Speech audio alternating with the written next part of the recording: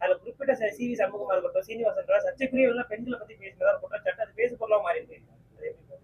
இல்ல அதை பத்தி என்ன பாக்கல, நீங்க சொன்னாங்க அதை பத்தி நான் பார்த்துட்டு உங்களுக்கு பதில் சொல்றேன். சொல்ல மறந்துட்டேன். அதுல இன்னைக்கு நாங்கெல்லாம் கூட்டணி தானே இப்போ, அதனால இப்போ எங்க போனாலும் போராட்டம் நடத்தினாலும் எந்த நிலந்தாலும் அதிமுக தேசிய ஜனநாயகம் அவனையும் அனைவரும் ஒன்றாக தான் செல்வோம் நாங்க.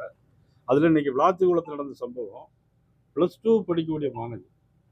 நீங்க எல்லாம் பெருசா கேட்குறீங்க, நீங்க லைவ்ல போட்டிருந்தா பொதுமக்கள் இதெல்லாம் பார்க்கணும், கொஞ்சம் சிந்திக்கணும்.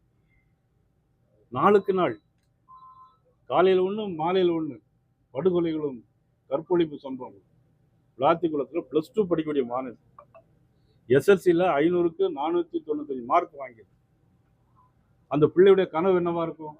ஒரு கலெக்டர் ஆகணும், ஒரு SP ஆகணும். அந்த பிள்ளையுடைய கனவு இருக்காதா? அந்த தாய் தந்தையுடைய எண்ணங்கள் அப்படி இருக்காதா? ஆனா படுபாவிகள் தூக்கிட்டு போய் கற்பழிச்சு துண்டு துண்டா வெட்டி கொண்டு இருக்காங்க. எவ்வளவு கொடூரம் பாருங்க. யாருடைய ஆட்சியில? மாண்பு முதலமைச்சர் ஸ்டாலின் அவருடைய ஆட்சியில். இதெல்லாம் எப்படி பொறுத்து கொள்ள முடியும்? அந்த தாய் தந்தையோட மனசு எவ்வளவு துடிக்கும். ஒன்னா ரெண்டா, ஒரு நாள் 2 நாளா, தினசரி நாங்குநேர்ல கஞ்சா போதையை போட்டுட்டு ஓட வர போறலாம் விட்டுறாங்க. இது நாங்குநேர்ல ஏதோ ஒண்ணு நடக்குன்னு பார்த்தா மறுநாள் சிவகங்கையில அதே மாதிரி நடக்குது. சிவகங்கையில ஒரு லாக்அப் மரணம் நடந்துச்சு. குய்யோ முய்யோன்னு கத்துனாங்க. தமிழ்நாடு முழுவதும் ஆர்ப்பாட்டம் வச்சாங்க. இப்ப 36 லாக்அப் டெத் மரணம். போலீஸ் ஸ்டேஷனுக்கு தன்னுடைய அண்ணனை போய் பார்க்க போன ஒரு பெண்ணை அங்க உடைய காவல்துறை அதிகாரின்னா அந்த பெண்ணையே மானபங்கப்படுத்தி கேள்வி கேட்கிறாங்க. பெண் காவலர்களா ஆண் காவலர்கள் ஸ்டேஷன்லயே பாலியல் வன்கொடுமை பண்றாங்க. யாருடைய ஆட்சியில் நடக்குது இதெல்லாம்? நீங்க கூட்டணி பத்தி பேசுறீங்க. இதையெல்லாம் பார்த்துட்டு மக்கள் அதுக்கு பிறகு ஓட்டு போடுவாங்களா?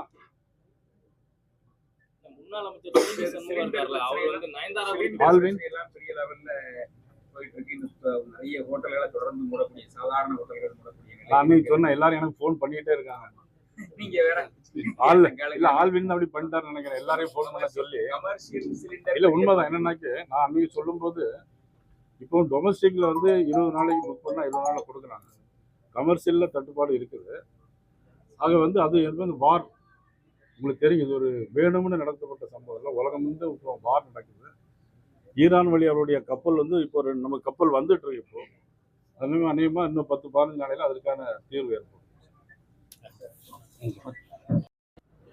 திரு RKV ராஜா கலை இலக்கிய பிரிவு திராவிட முன்னேற்ற கழகத்திலிருந்து அவர்களோட 50 பேர் இன்று பாரதிய ஜனதா கட்சியில் தன்னை இணைத்திருக்கிறார்கள். அவர்களுக்கு எனது மனமார்ந்த பாராட்டுகளையும் வாழ்த்துக்களையும் தெரிவித்துக் கொள்கிறேன்.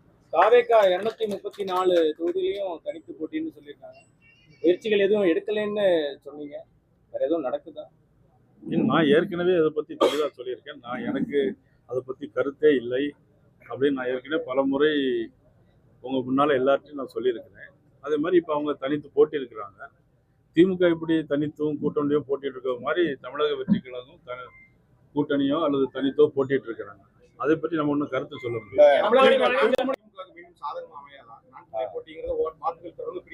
ஏன் அது எங்களுக்கு சாதகமா அமையாது?